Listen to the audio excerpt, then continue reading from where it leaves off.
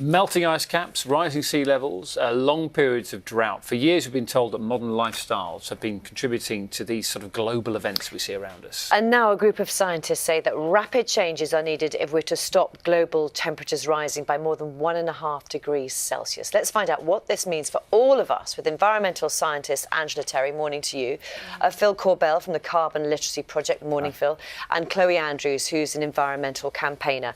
And I know that all of you are intensely interested in this and campaign on this in many ways.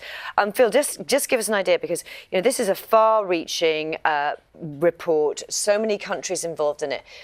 And we've talked about this for many, many years. Could this be the thing that actually makes us change? There's no better science than this. The world's scientific community have come together, and it's unequivocal. Even after filtering, editing, this is the signal that we just have to act, and the we is everyone. We need to get to a stage where we can look our children in the eye and said we've done our bit, because otherwise the cost is too great. Has there been a sort of change? We talk regularly about plastics on this programme, and we've seen people change their individual habits on that side of things. Angela, what do you think? Can we have the same sort of reaction with other things, like some of the other stuff we talked about this morning? Yes, definitely. And I hope this report is the crossroads where this happens, because the public are hugely in support of renewable energy and electric cars and clean energy. So what we need now is for that to happen, so that we make this transition to zero carbon emissions as fast as humanly possible. Chloe, you're an environmental campaigner. You've been interested in this for a long time. What is it about the report that most worries you, do you think? It's just incredibly frustrating that, we've got all these drastic changes that we need to make now. And there's been this attitude for decades now that, the next generation will sort it out, and young people have got it in hand. When, as Phil was saying previously, we need every single person on board if we're going to tackle this. We need far more support and empowerment from people in positions of power in order for us to tackle this.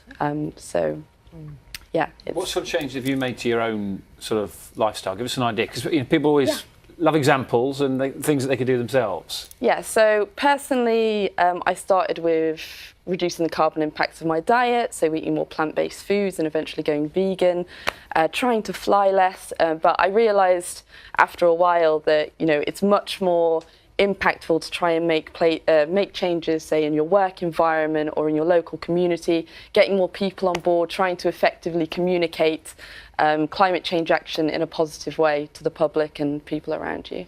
Do you think it comes down, Angela, in some ways to all of us realising that unless we do something, actually it will have an impact on our lives, our children's lives, kind of making it a personal?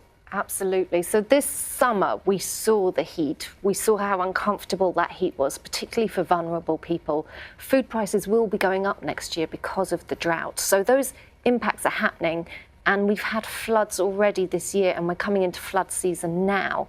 So the impacts are already happening in our lives around us in the UK. And obviously they're far worse in some other countries, especially low-lying island nations. So the impacts are here, but the good thing is the solutions are here and they are now affordable, so we can just get on with it, basically. But I think to focus too much on doom and gloom can paralyse us with fear.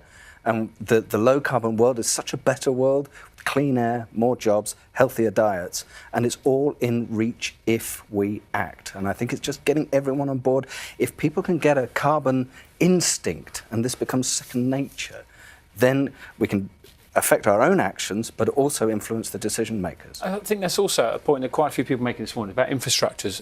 That's a crucial part as well, because you were talking about the importance of electric cars for the next generation, but there's still not that perfect infrastructure there for that. Yes. It's still quite a bind to put a charging point at your home, and then if you're making that's what I mean. So if the infrastructure is there, then I think that would encourage more people to, for example, go electric with their cars. So in terms of fast charging points, there's already 6,000. So within the next year or two, there'll be more locations for charging an electric car than there are petrol stations. So that transfer is happening. Most people charge at home at night. That's about what 80% of charging is, because you're asleep. So it's convenient and it's cheapest way to charge. So Putting a charge point in your home is quite straightforward, and there's a government grant to do that as well.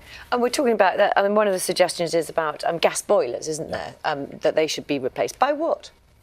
If we have fully insulated homes, a couple of electric heaters will keep us warm. So I think home insulation is an easy win, creates loads of jobs, and we need to do it now. We can't be building non-efficient homes when we're going to have to make them efficient in 5-10 years' time. So it's cheaper, better. Chloe, how do you convince? I mean, I don't know what your friends are like or those people you're engaging with in your community. What do you say to people who just don't care?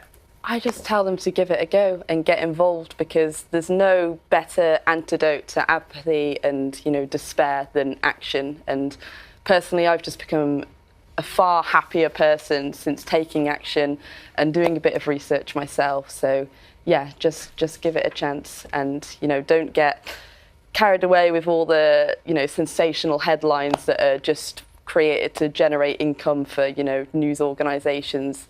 You know, there are loads of positive initiatives happening in the world that you can get involved with and read about, which will provide hope. And yeah.